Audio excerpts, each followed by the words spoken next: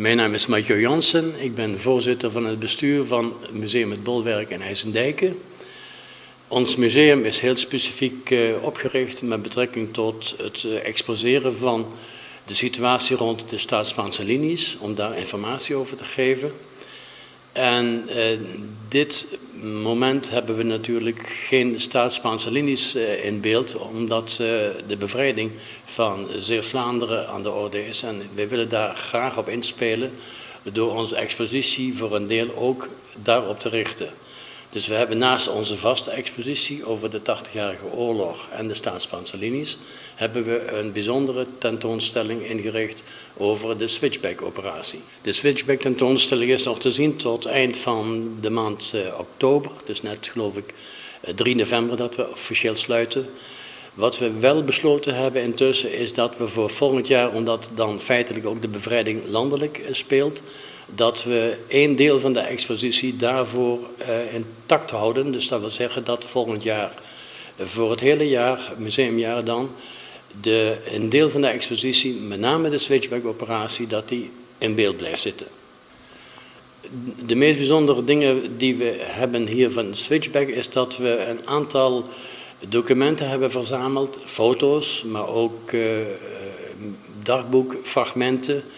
En die hebben we bij elkaar gebracht tot één lopend verhaal, zodat mensen die toch weinig over die hele operatie weten, een beeld krijgen van wat er zich 75 jaar geleden afgespeeld heeft. En persoonlijk heb ik gemerkt dat het een heleboel vraagtekens oproept, maar ook een heleboel verdriet oproept, omdat natuurlijk toch deze streek inderdaad 75 jaar geleden fors, dat er vrij veel slachtoffers zijn gevallen en dat het accent eigenlijk nooit hier gelegen heeft qua belangstelling. Dat is meer gegaan naar de operatie Market Garden. En deze operatie heeft eigenlijk onvoldoende relief gekregen en is ook nooit blijven hangen in het geheugen van de toeschouwer. Vandaar ook dat we het heel de moeite waard vonden om hier expliciet aandacht aan te besteden. Er is ook een heel bijzondere film te zien. Kunt u daar iets over zeggen? Ja, we hebben een bijzondere film kunnen traceren. We hebben de film oorspronkelijk gevonden in het Zeeuws archief. Daar mochten we een stuk van die film gebruiken. Maar we hebben, toen we aan het zoeken waren naar die beelden, hebben we op een gegeven moment in een archief in Amerika hebben we de volledige film kunnen ontdekken. We hebben toestemming gevraagd aan dat museum om deze film hier te tonen. En dat kostte even wat moeite, omdat we de zoon van de maker, die moesten we opsporen, of die moesten hun opsporen, om toestemming te geven om de film te kunnen vertonen. De film is gemaakt in de tijd kort na de bevrijding van Axel.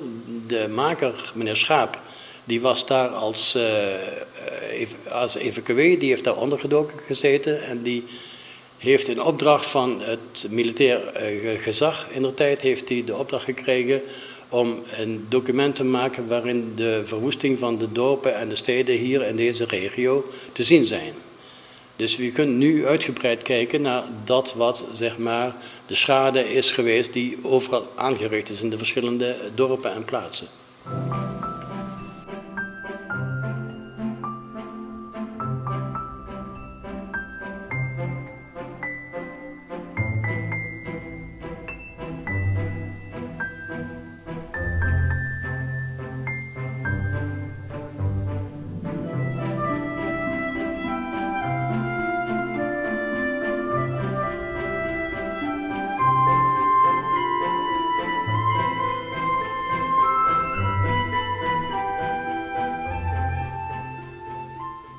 Ik ben Ton Koops, molenaar van de Witte Juffer.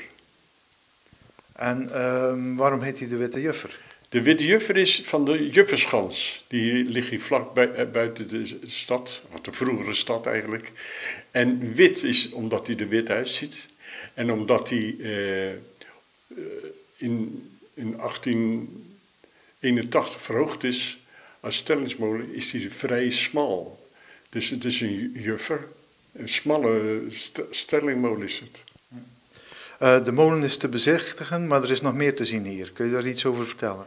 Nou, we hebben hier een hele collectie oud gereedschap van diverse beroepen. Natuurlijk heel veel van boerenbedrijven, maar ook van bakkers, van mandenmakers, noem maar op eigenlijk. Dus ja, ik ben blij met die oplossing eigenlijk. En dan is er nog iets over switchback en ook nog iets voorwerpen van uzelf te zien. Kunt u daar iets over vertellen? Ja, nou, we hebben als molenaars hebben we getracht om in elke molen eigenlijk een expositie te maken. Wat het verhaal is van de molen in de oorlogstijd. Nou, deze molen heeft natuurlijk heel wat te lijden gehad onder het juk van de Duitsers. En daar heb ik dus een expositie voor, of tenminste een expositie met foto's en beschrijvingen. En dat je toch een beetje idee krijgt wat er hier in het dorp gebeurd is eigenlijk. En daarnaast heb ik als kunstenaar wat beelden neergezet die allemaal toch te maken hebben met oorlog eigenlijk. Dus vandaar. En wat is er met de molen gebeurd tijdens de oorlog? Nou, de kapper die was er al af, want dat hadden de binnenlandse, tenminste in de jaren 30 was die al afgegaan. En net voor de oorlog, in de mobilisatietijd, toen hebben de Nederlandse vrijwilligers hebben de molen gebruikt om de Duitse vliegtuigen te spotten. En toen in de oorlog hebben de Duitsers weer bovenin de molen gezeten. Dus toen mochten de IJsendijkenaars er niet in? Nee, dus de molenberg was sperrgebied. Dus, en dan was op de gewone begane grond, of nee, hier op de Meelzolder, daar hebben ze 4 gaten gehakt. Dus ook om nog alles onder controle te houden eigenlijk. Tot wanneer zijn de gereedschappen nog te zien? Gereedschap is permanent. Ja, wat is mijn eigen collectie eigenlijk. Ik heb het zelf verzameld eigenlijk. En op welke dagen kunnen mensen langskomen? Nou, 's zaterdagmiddags meestal. Hè. Dus of je moet per se met een groep dat je daar van tevoren afspreekt. Dus dat. Oké, bedankt voor het interview. Graag gedaan.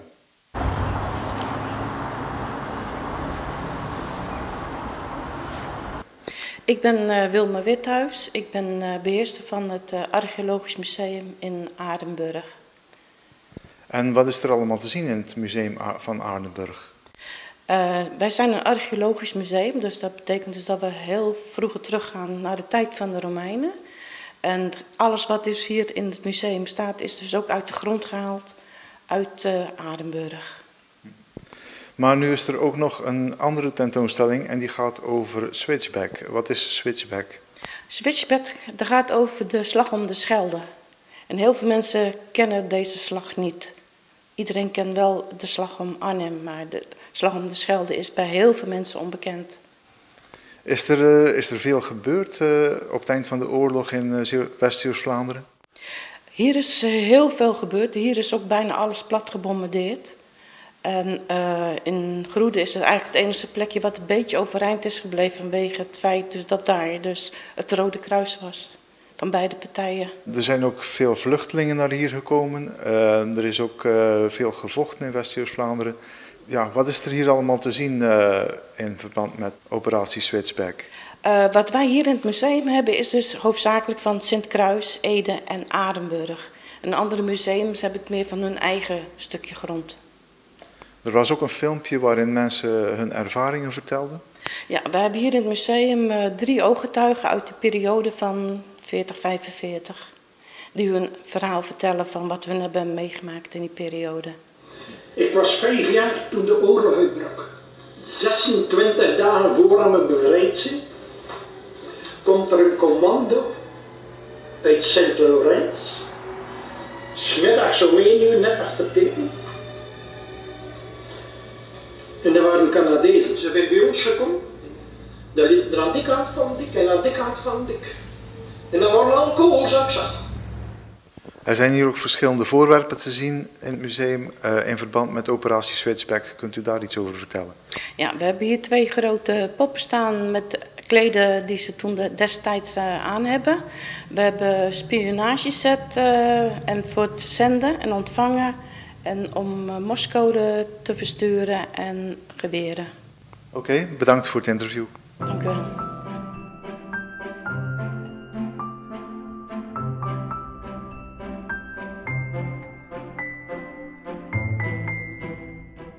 Dit is de beroemdste kerk van Aardenburg. Kunt u er iets over vertellen? Ik zou eerder zeggen van Zeeland, want dit is een van de oudste kerken van Zeeland. En een van de mooiste inderdaad. De Sint-Waaskerk is in 959 hier gebouwd. Dus eigenlijk in een paar periodes. In 1400 is een deel van de kerk, oorspronkelijke kerk, verwoest. Toen zijn ze begonnen om een heel nieuw gedeelte, wat je achter me ziet in de verte, om opnieuw dat te bouwen. Dus dat is een beetje de historie. Er is ook veel verwoest tijdens de oorlog. Kunt u daar iets over zeggen? Ja, de verwoesting dat is door de oorlog gekomen en dat heeft ons ook wel heel wat moois gebracht. Onder andere de sarcofagen die je hier ziet opgesteld, die zijn ontdekt omdat men toen bezig was om de pilaren te onderzoeken, hoe diep dat was. En toen zijn ze dus op deze graftombes als het ware gestuit. En daar zijn er een stuk of 7 in de beton gestort en hier naar boven gehaald. Er ligt er nog een stuk of wat onder de grond, dus die kunnen dan mooi geconserveerd blijven. Verder is het mooie dak wat je in de prekerk ziet. Dat was vroeger ook met stenen gewelf. En dan zag je dit mooie dak niet. Nou, dat is door de oorlog, door de trilling en de beschieting is dat naar beneden gekomen. Vanwege de kosten is dat niet zo hersteld kunnen worden. Dus ja, het is in wezen was jammer, maar nu vindt iedereen het een van de mooiste dingen ook van de kerk. Dus dat op zich heeft de oorlog dan hier toch ook wel, naast dat er veel kapotgeschoten is, ook ons veel moois gebracht. Het is een prachtige kerk. Kunnen mensen hier komen rondkijken? Ja, het is helaas vandaag de laatste dag van het seizoen. We gaan pas weer 1 mei gaan we weer open voor bezoek. Maar groepen vanaf 15, 20 personen kunnen altijd met mij contact opnemen voor een extra rondleiding. Dus dat is geen probleem. Maar dan moeten ze wel even bellen. Mijn nummer staat hier naast de voordeur. Dus dat is niet zo moeilijk. Dus dat is altijd mogelijk. Er zijn ook exposities regelmatig en er wordt ook muziek gespeeld. Kunt u daar iets over zeggen? Ja, exposities hebben we ieder jaar. Nu is deze expositie is vandaag afgelopen. Altijd heel mooi werk. Volgend jaar hebben we ook weer wat leuks hier zo wat al gereserveerd is. Naast de exposities hebben we hier ook veel concerten. Bijna iedere maand een Bachkantate, zondagsmiddags om 4 uur. Wordt ook goed bezocht. Dat wordt georganiseerd door het Bachcomité in Aardenburg, waar ik zelf ook lid van ben als kaartenbureau. De Matthäus Passion niet te vergeten, dat is volgend jaar op 4 april 2020. Daarvan hebben we al 80% van de 1200 kaarten verkocht. Dus dat loopt altijd fantastisch. Maar dan komen ze ook van heinde en ver om naar deze uitvoering te luisteren. En dat heeft ook wel te maken met de prachtige akoestiek in deze kerk. Er is onlangs een onderzoek geweest vanuit de Stichting Cultureel Erfgoed. Landelijk hebben ze alle kerken waar veel concerten werden gehouden onderzocht. En degene die dat onderzocht heeft, die vertelde mij s'avonds van nou gefeliciteerd. Want als ik hem een plekje moest geven, zou hij binnen de eerste 10 van Nederland staan. Dus ja, daar zijn we heel blij mee natuurlijk. Dus en dat is ook vaak de reden, vooral ook voor de Nederlandse Bachvereniging, om hier dan de Matthäus uit te voeren. Voor wat voor concerten is de akoestiek speciaal geschikt? Klassieke concerten. En dan moet je denken aan de uitvoering van Bach. 4 oktober komt het festival van Zeeuws-Vlaanderen ook weer hier. Johannet de Zomer. En dan hebben we dus ook weer een fraaie Bach-kantate die daar uitgevoerd wordt. Nou, u hoort op de achtergrond al wat zang. En ja, het is hier gewoon prachtig om naar te luisteren.